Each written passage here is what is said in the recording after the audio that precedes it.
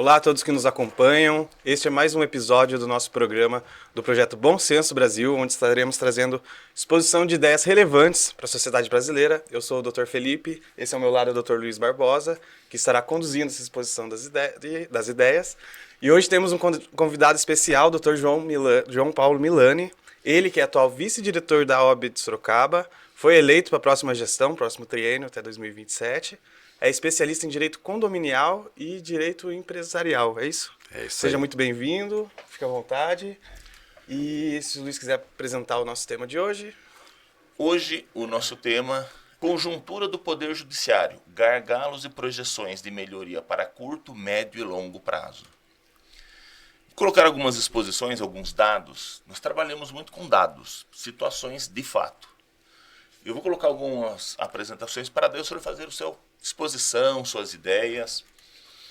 Olha, isso aqui são as estatísticas do Superior Tribunal de Justiça. Nós temos aí números de julgados. De acórdãos publicados ali no Acórdãos final. publicados, temos aí julgados com recursos repetitivos, sem recursos repetitivos. Hoje nós temos aí, no ano de 2024, 149.419 acórdãos publicados. Próximo. Essa é uma entrevista que vai levar, acho que, a tônica hoje das ideias, né? Essa reportagem, né, que saiu aí na Folha de São Paulo, começo do ano, inclusive. Ou seja, não leu. Né?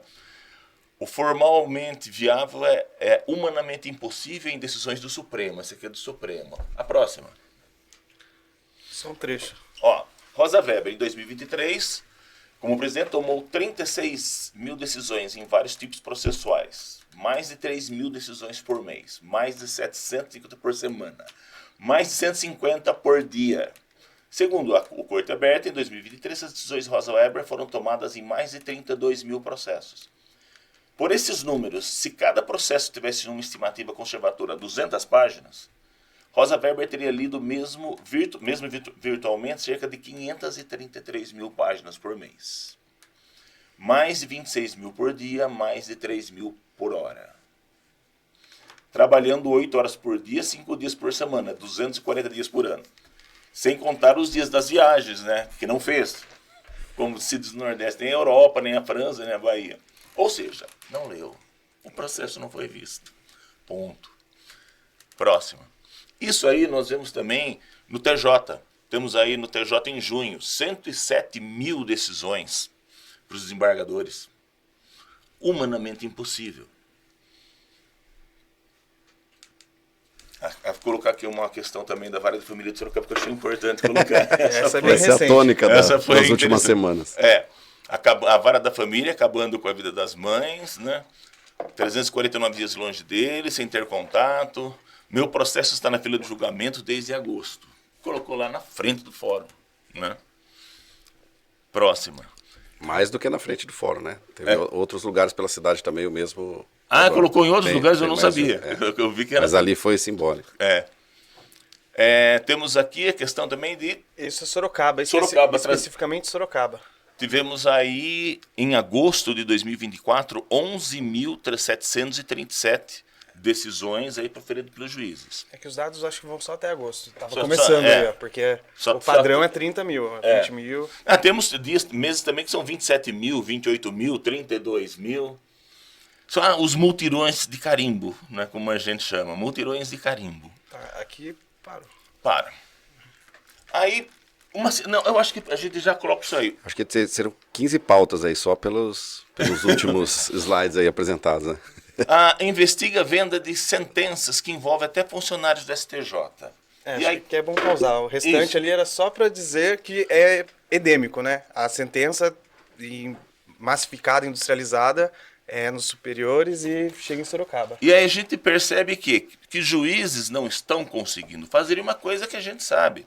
Muitas de sentenças, acordos são feitas em gabinete. E chegou-se ao ponto, inclusive agora, de se termos investigações da Polícia Federal envolvendo funcionários com venda de sentenças, mas nós nos perguntamos, como que o funcionário vende sentença? A sentença quem faz é o juiz, o ministro. Essas são as situações de judiciário hoje, e agora vamos às suas explanações. Então vamos por etapa. Então, primeiro, obrigado, Felipe Luiz, pelo espaço aqui para poder colaborar com o Bom Senso Brasil. Eu agradeço a oportunidade de poder falar aqui em nome da OAB Sorocaba. Eu acho que são vários aspectos importantes, né? Se fôssemos fazer um resumo, o judiciário faliu, mas faz tempo, não é de hoje. O ano passado, quando nós tivemos aqui em Sorocaba a criação de mais uma vara de família, nós tivemos um contexto bem interessante. Nós tínhamos 3 varas de família e uma vara auxiliar, um juiz auxiliar, na realidade, né? Então eram 3 varas de família e um juiz auxiliar que atendia as 3. Ou seja, objetivamente, como era uma vara gabinete, né, auxiliares deste juiz, nós tínhamos 4 juízes que julgavam e sua equipe para fazer isso.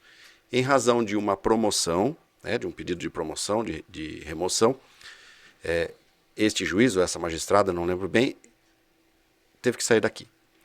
E aí, na sequência, nós tivemos a criação da 4ª vara de família. Na realidade, nós não tivemos. Nós tivemos uma recomposição de algo que nos prejudicou por volta de 90 dias. E eu conversava muito com as juízas e os juízes que estavam nas varas de família naquela ocasião e os auxiliares de sala, que indicavam uma conta simples, né? Não era uma conta exata, mas distribuía-se 100 ações e eles conseguiam dar conta de 93 sentenças mês. Eu acho que se nós trazemos tudo isso para a nossa realidade aqui, era o maior dos problemas que nós tínhamos. Com a criação de mais uma vara, com a instalação de mais uma vara aqui, essa realidade não mudou. Na realidade, ela tem piorado há muito tempo. E eu tinha levantado uma estatística, por esses dias estava conversando com o pessoal de um jornal da cidade. Se nós fizermos um comparativo de eficiência, aí eu vou começar de trás para frente, né, tratando do outdoor ali que havia reclamação da vara de família. Se puder colocar o outdoor ali para a gente... Puxarmos se nós puxarmos de trás para frente a partir dele, para nós termos um pingo de eficiência e entregar uma prestação jurisdicional mínima, nós precisaríamos de pelo menos mais 5 varas de família, o que implicaria em 5 novos juízes, mais 5 funcionários de gabinete, que a gente diz que são aqueles que majoritariamente estão ali para atender os advogados, né, que estão atuando em nome do seu cliente, e mais a estrutura de cartório, que hoje é um cartório único, que são as UPJs que a gente indica. Então a gente observa que o Poder Judiciário, fazendo o recorte aqui para o estado de São Paulo, ele vai enxugando o gelo e tentando trazer soluções que não implicam num investimento que traduz em eficiência.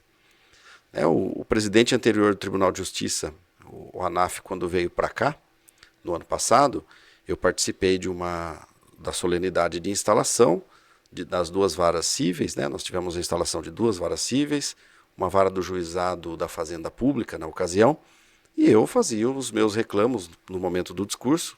O presidente não pôde estar presente, eu estava substituindo, indicando que nós precisávamos com urgência, que as varas que vieram eram importantíssimas, mas que estava colapsando as varas de família. Apresentei as estatísticas. E indiquei para ele uma questão muito importante. Se no ano anterior houve aprovação na Assembleia Legislativa de uma lei que aumentou a arrecadação, que as custas processuais aumentaram 50%. De uma maneira muito expressiva. Eu fazia a reivindicação indicando que aqueles valores deveriam ser destinados em prol da eficiência. Passado pouco mais de um ano, nós não observamos isso. Na verdade, piorou, como a cada ano tem piorado o nosso Poder Judiciário local, o nosso Poder Judiciário estadual e no Brasil todo. Quer dizer, o que se observa são aquilo que eles não gostam de falar, né, mas são verbas indenizatórias que recebem para remuneração lá no alto escalão, e aqui embaixo os juízes estão se arrebentando junto com os servidores, junto com os advogados e junto com a população, porque é impossível dar conta do acervo. Não há investimento. Já sai dessa vara. Quem consegue, sim. Ainda que Sorocaba, nós temos uma questão aqui que é segunda entrância, né? Então, quem chega bem aqui, como a cidade é muito boa, não tem nem perspectiva de promoção, não tem interesse. Para que vai sair daqui para São Paulo, né? Vive-se melhor aqui, ao menos na nossa percepção. Então, acho que esse problema estrutural que nós temos pelo Brasil é muito complicado. A gente só consegue fazer um comparativo do estado de São Paulo com outros estados da federação, que vive uma realidade mais saudável. Se a gente pegar Santa Catarina, Rio Grande do Sul, a morosidade existe por lá absurdamente também. Mas o estado de São Paulo não dá. E Sorocaba tem um problema maior. Nós temos aqui a população quase que dobrou, né? Nos últimos 15 anos, E a estrutura do judiciário era a mesma. Eu conversava com um amigo esses dias a respeito indicando que a morosidade do Poder Judiciário é um problema de 50 anos. Mas, na realidade, nos últimos 15, nós não tivemos investimento nenhum. E eu acho que parte disso é culpa nossa, enquanto sociedade civil. Nós não tínhamos a instalação de nenhuma vara, nem da Justiça Estadual, nem da Justiça do Trabalho, nem da Justiça Federal nos últimos 20 anos. Então, a OAB faz o trabalho dela, no sentido da sua obrigação de reivindicar, mas não é ela responsável pela instalação. Né? A administração do judiciário não é compete ao integrante da Ordem dos Advogados do Brasil, não está entre as suas atribuições. Mas ainda assim tem um papel importante com relação a isso. Então nós temos hoje instalação de 2 varas cíveis, uma vara do juizado da Fazenda Pública, uma vara de família e uma vara do Juizado Especial Federal na Justiça Federal, que na realidade foi um deslocamento, né? Um destacamento da 2ª Vara Federal, fecha uma aqui, abre outra 6 ali. por meia dúzia ali. Então a gente não observa nenhuma possibilidade, nenhum tipo de investimento. E aí, se nós ampliarmos um pouquinho o recorte, Tribunal de Justiça, a mesma coisa. O volume de desembargadores que tem lá não vai dar conta. Não há investimento. E se nós ampliarmos um pouquinho mais e formos para Brasília, eu acho que de mesma forma. Então, é óbvio, né, que nenhum robô conseguiria ter tanta eficiência na leitura e nos julgamentos, e eles, claro, eles possuem equipes, assessores, etc., mas o que se observa é isso. Existe uma cobrança pela produtividade, não se oferece estrutura para que se trabalhe, e aí quem estoura em cima do advogado em um primeiro momento, mas mais especialmente é o cidadão e a cidadã que são os destinatários do nosso trabalho. Então não tem como ser feito isso. Eu vejo, por exemplo, o Tribunal do Trabalho da 15ª Região. Você conversa com os desembargadores, esses dias veio uma desembargadora para cá fazer a correição. Acho que 60 dias atrás. Ela falou, nós arrumamos maneiras criativas para tentar mitigar o problema, porque não tem investimento. Falou assim, não é possível, ela confidenciou para mim o seguinte, não era possível nomear novos servidores. Veja, eles estão com um concurso aberto de novo, nem nomearam o que tinha no anterior. E não é possível fazer isso porque, para além do pessoal da ativa estar aposentado, precisa morrer, e aqueles que são dependentes financeiros precisam morrer também por conta da pensão por morte. Olha, enquanto não esgotar toda a forma de remuneração, eles não conseguem fazer nomeação. Então não vai fazer nomeação. Então eu não vejo com bons olhos os próximos 20, 30 anos, ainda que nós tenhamos algumas condições um pouco mais favoráveis, com a aplicação de inteligência artificial.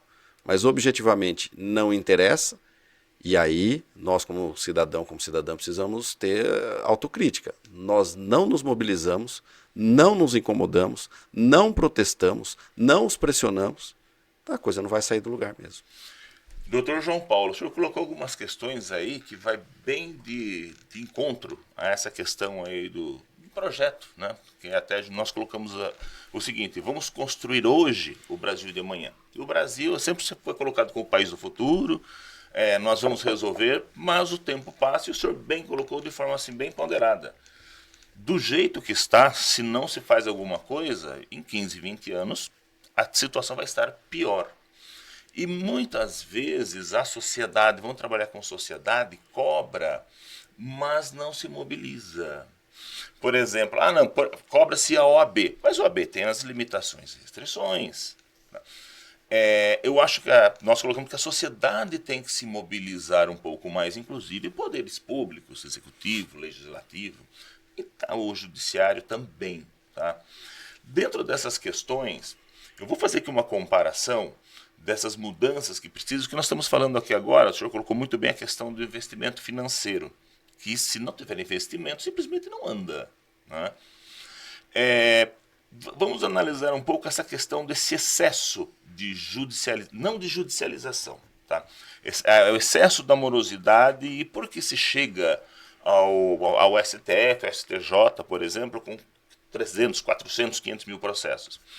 Eu fiz uma comparação que eu conheço um pouco a justiça americana. Lá, ao contrário do que se pensa, a judicialização é maior do que no Brasil. Então, se no Brasil se distribui em números redondos 1 milhão de processos mês, ano, lá se distribui 1.200.000. É uma população maior e a judicialização nos Estados Unidos é muito grande. Contudo, esses processos, eles terminam em um ano. Começou, terminou. No Brasil, não. Fica sempre algo para depois, não é? E o que eu percebi, o que a gente percebe nos Estados Unidos, até a gente sempre entende que lá é um direito costumeiro, né? E não é, lá tem códigos, lá tem estatutos, eles chamam dos estatutos do código. E o respeito pelo código, pelo estatuto, pelo Poder Judiciário é muito grande. Lá se decide em cima realmente de leis. E quando existe a necessidade de uma comparação, aí entra o direito costumeiro, que eles colocam até comparativos de julgados de 1950. Normal. No Brasil, hoje, a gente percebe que códigos não estão sendo muito levados em conta. Até a gente tem aquela brincadeira, vamos dizer assim, de que cada vara tem seu código de processo. Tá? E não poderia ser assim. Se a gente começar a trabalhar, o judiciário começar a trabalhar e começar a decidir em cima de leis, será que nós não conseguiríamos diminuir esse acervo, inclusive que sobe para tribunais superiores? São vários pontos. Você fala se a OAB é cobrada de uma maneira interessante, né? Todo lugar que você vai, eu falei, a OAB não vai fazer nada? Né? Eu acho que é uma... E às vezes a gente observa, inclusive, dentro da própria OAB, né? E a OAB não vai fazer nada? Quer dizer, os diretores não vão fazer nada? Eu falei, faz bastante. Mas não dá para levar tudo nas costas e encampar todas as pautas da sociedade civil. Eu acho que tem um ponto interessante nesses comparativos que você fez. Se nós tivéssemos eficiência no tempo médio de tramitação do processo, então vamos considerar que o tempo médio para um processo transitar em julgado aqui fosse de até 1 ano. Possível, né? Na nossa condição hoje é improvável, mas seria possível se nós tivéssemos uma realidade diferente. Consequentemente, as pessoas não se utilizariam do processo como uma maneira de rentabilizar. Veja, a gente observa que com a morosidade é conveniente para muita gente que eu vá para o judiciário, porque sabe que não anda. Na eventualidade de nós, da hipótese, né, de que nós tivéssemos aí celeridade, diminuiríamos o número de processos naturalmente.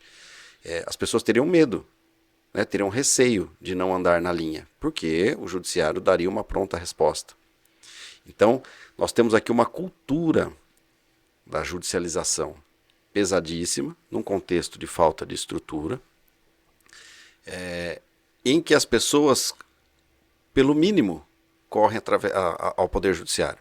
Não significa que nos Estados Unidos não se judicialize bastante também, mas numa medida, numa condição bem diferente daqui. Né? Não se toma o judiciário a todo momento e para tudo. E se eles conseguem responder com eficiência, eu acho que tudo bem. Né? Se tem estrutura para isso, tudo bem. Então são 2 pontos interessantes, antes da gente entrar na questão de se julgar além do que se determina. Né? Mas nós temos aqui uma cultura do contencioso, da beligerância, da briga, algo que até nas faculdades sempre foi ensinado aos operadores do direito. Hoje é algo que a gente vê ainda que de maneira incipiente, mas uma mudança com relação a isso. Existe uma cultura do litígio dentro da própria sociedade, que a gente precisava arrumar uma maneira de trabalhar isso, né? Toda a sociedade. Existe a questão da falta de estrutura que é conveniente, eu acho que todos esses aspectos nos atrapalham. E aí o ativismo judicial, né, as decisões que vão além daquilo que se decide, eu lembro de ser estagiário lá em 2000, 98, 99, já se dizia a mesma coisa, né? Cada vara aqui tem o seu código. Talvez não fosse em escala tanto assim, né? Não sei se é saudosismo ou se realmente reflete uma realidade daquele momento, mas a gente observa assim muito subjetivismo em muitos casos e pouca aplicação do que está positivado. Eu acho que em última análise, para não ser crítico aí exclusivamente ao STF e ao STJ, que a gente sabe que majoritariamente ali são ocupados por indicações políticas, né? Ainda nos tribunais dos estados e nas decisões de primeira instância, nós temos muita opinião e pouca aplicação da lei. Nós precisávamos ter mais aplicação da lei e menos opinião. Ressalvado o que diz o artigo tal, me manifesta sentido contrário. Por quê? Com qual razão? né? E os tribunais poderiam também se ajustar nesse sentido, dando exemplo. Se o Tribunal de Justiça consegue consolidar jurisprudência sobre assuntos determinados de maneira ampla, isso em primeira instância vai ter um efeito. Agora, se cada processo que eu tiver uma sentença aqui vai para uma turma do tribunal e cada uma decidir de uma maneira sobre o mesmo assunto, que segurança que nós teremos? Isso afasta investimento, isso afasta pessoas para atuação dentro do mundo jurídico, porque não compactuam com esse tipo de insegurança no trabalho, no cotidiano, enfim. Eu acho que é um problema muito sério. E os tribunais superiores, lá para cima, a gente vê isso em maior escala também. Todo mundo tem muita opinião e pouca aplicação. E relativiza-se muito a constitucionalidade dos casos de acordo com a conveniência e com a opinião de cada um dos julgadores que nós temos lá. O senhor colocou afasta o investimento. Como isso está impactando? Como o senhor vê esse impacto aí dessa insegurança jurídica que nós temos hoje no Brasil na questão do investimento? Acho que o empresário, acho que o poder público também não fica muito engessado. Mas se nós tratarmos aí as grandes empresas, o investimento interno, essa é uma das causas que afastam, né, o investidor do nosso país, do nosso estado, da nossa região menos, mas ainda assim a gente acaba repelindo a possibilidade de emprego, de investimento, de arrecadação de imposto, de criação de empresa, de uma economia mais estável. Quer dizer, o judiciário atrapalha até nisso, né? Deveria dar o exemplo e atrapalha até nisso. Na realidade, ele deveria ser o órgão que garantisse uma estabilidade jurídica para que os investimentos viessem. E quando você vai fazer um investimento, uma indústria, uma multinacional, ou até mesmo um outro governo que vai fazer investimento em um país, ele olha a estrutura para ver se vai ter segurança em relação àquilo que ele está investindo. Né? Já não bastasse o nosso problema da carga tributária. Nós temos o judiciário como um dado a ser analisado por quem quer investir dinheiro aqui. Doutor João Paulo, agora imagine o seguinte, abstência de OAB, abstência de tudo. Doutor João Paulo, vamos imaginar aí, nesse período aí de 30 anos, na sua opinião, o que o senhor acha que nós devemos, como sociedade, como advogados, como OAB, quais seriam os primeiros passos para que a gente conseguisse reverter? Vamos começar amanhã, vamos dar o primeiro passo. Na sua opinião, o que nós deveríamos começar a fazer para mudar essa realidade? Que não vai ser mudada em um ano, não vai ser mudada em 2 anos. Nós temos que construir essa realidade e demora. Mas quais seriam os primeiros passos? Imaginando um prédio, vamos lançar a pedra fundamental. Qual seria essa pedra fundamental? Esse é o desafio, hein? Primeiro que é difícil despir da capa da OAB, né, enquanto estiver por lá. Porque a perspectiva que a gente tem com relação ao judiciário é do advogado e da entidade, né? Porque lá nós temos acesso aos dados, então fica mais simples. Eu não consigo fazer essa leitura de cima para baixo, mas de baixo para cima, se a gente fizesse o mínimo, é a sociedade se posicionar. Eu acho que isso que a gente precisava fazer. Então, assim, nós não observamos o Poder Executivo se preocupar com a questão do Poder Judiciário, na nossa realidade local, não é uma crítica à figura de A ou B. Nós não observamos o Poder Legislativo fazer isso. Nós não observamos o Poder Judiciário em escala local se mobilizar com relação a melhorias. Há naturalmente um receio, né? Eles estão ali como funcionários dentro de uma escala. A OAB faz o papel dela, mas sozinha também não teria essa condição. E o jurisdicionado, que é o destinatário, os empresários, as pessoas, as pessoas que trabalham nas empresas, o cidadão em geral, aqueles que, como esta pessoa que fez uma reclamação, só que é uma exceção, né? Se em 30 anos nós temos um problema dessa natureza, acho que eu vi 2 vezes um outdoor. Se isso aqui acontecesse com frequência, se nós conseguíssemos parar a cidade de Sorocaba por conta disso, será que não nos dariam atenção? Veja, o ano passado, o ano retrasado, nós enviamos ofícios para a Corregedoria do Tribunal de Justiça, para o Tribunal de Justiça e para o CNJ. Desses ofícios, quando bateu lá, aí o Tribunal de Justiça nos deu atenção e houve a criação das varas. Não significa que foi por isso exclusivamente, mas nós apresentamos dados objetivos. Alguém leu alguma coisa lá, né? Alguém se sensibilizou. Se era momento, se já tinha intenção de investir aqui, isso eu não sei.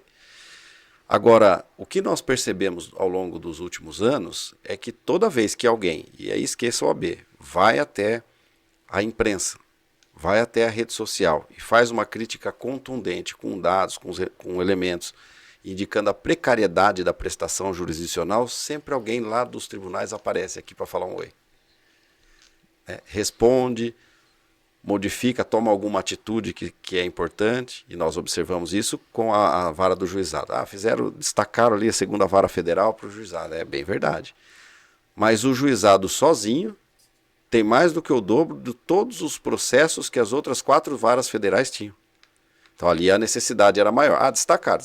Resolveram um problema aqui, criaram outro do lado de lá. A gente tem que brigar pelo outro.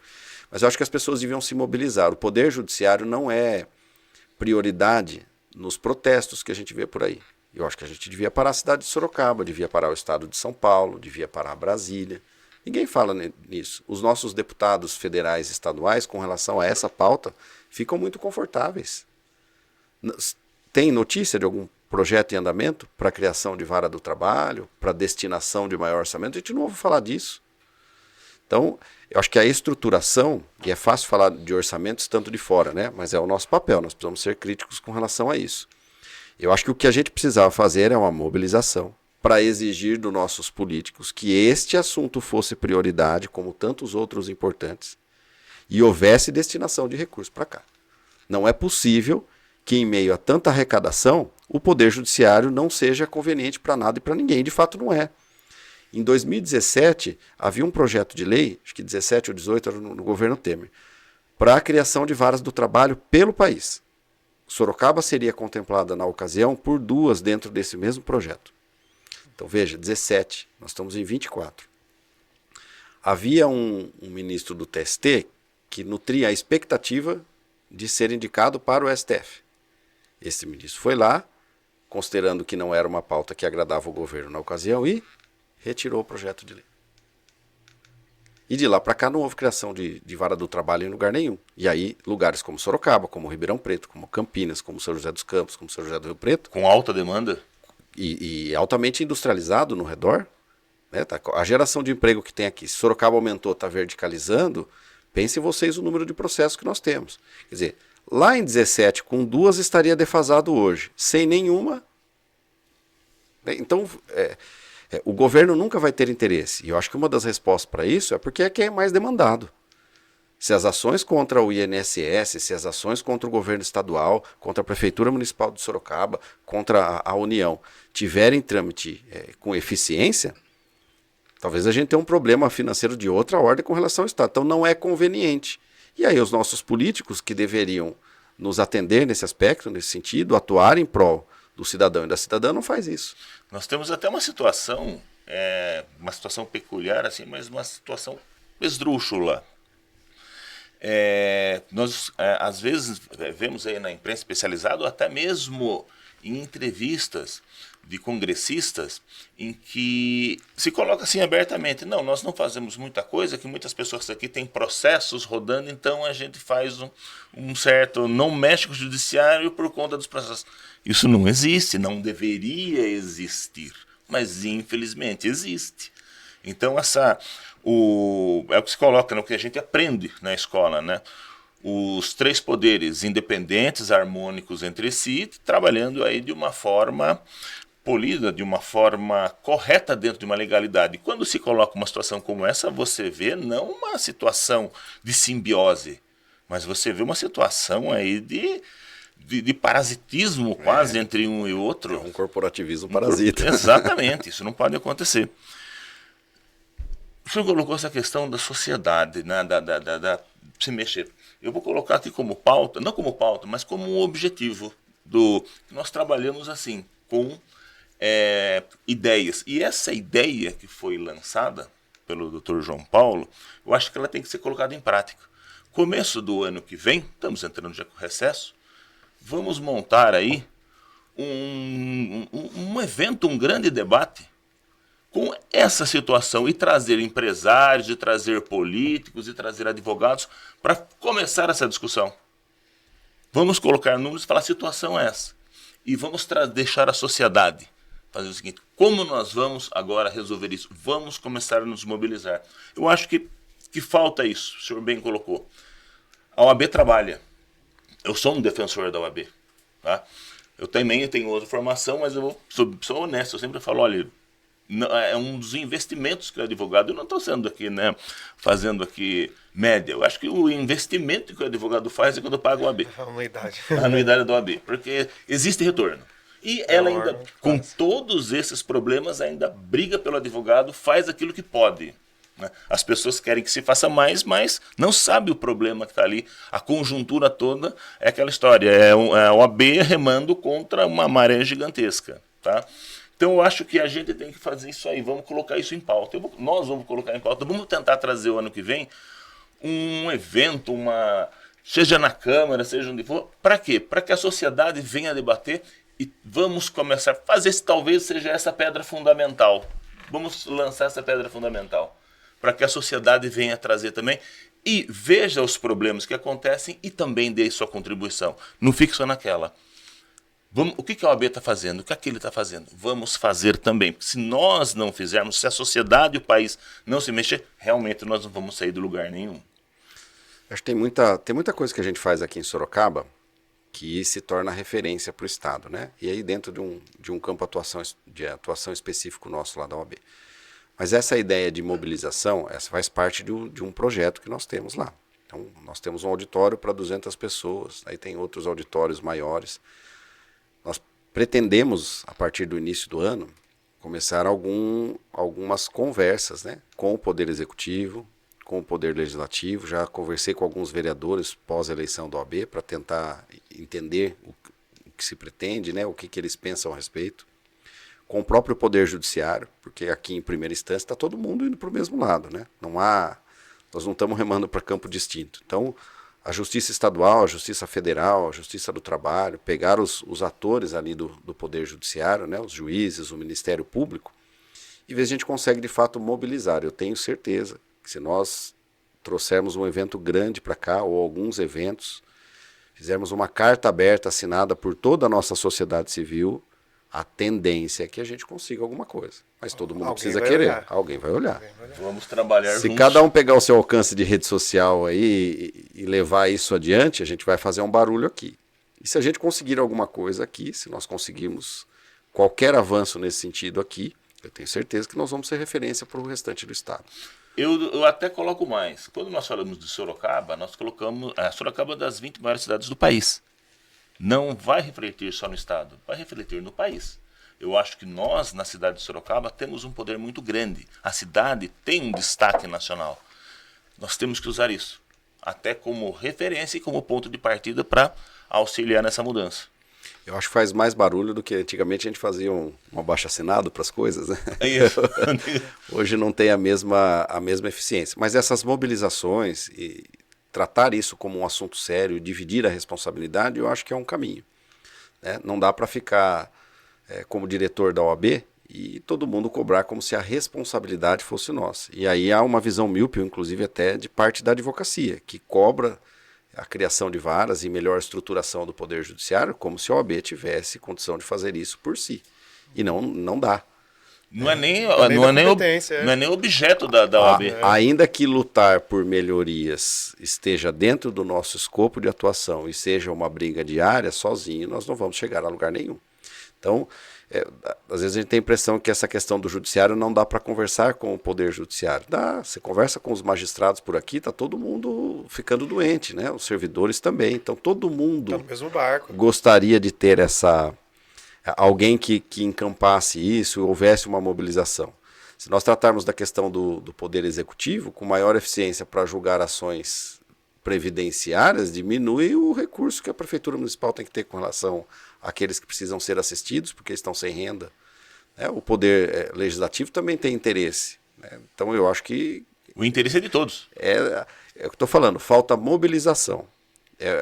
Chegou num ponto muito complicado, e nós não nos mobilizamos, apenas cobramos o vizinho, o tio da padaria, a Ordem dos Advogados do Brasil, a Prefeitura, mas ninguém se mobiliza. Eu acho que está na hora da gente começar a chamar atenção para o problema aqui. Bom, Mais alguma coisa, doutor João Paulo, que o senhor queria colocar? Uma mensagem? Esteja aí à vontade. Eu, mais uma vez, gostaria de agradecer o espaço. E desses assuntos pode chamar quando vocês quiserem. Para falar de OAB Poder Judiciário, a gente passa um dia aqui. Parabéns novamente pela eleição. Foi primeira digital, né? Essa foi um marco, né? Primeiro, obrigado pelos cumprimentos. E dizer da minha felicidade e vontade de trabalhar, né? Estou com uma diretoria renovada, né? Com a Adriana Mazarino como vice, o Murilo Cortes como secretário-geral, a Marcela Moraes como secretária-geral adjunto e o Bruno Espínola como tesoureiro. Uma turminha que está doida para trabalhar, então vontade de fazer a coisa acontecer não vai faltar no próximo triênio. Vamos batalhar para melhorar a nossa advocacia local aqui.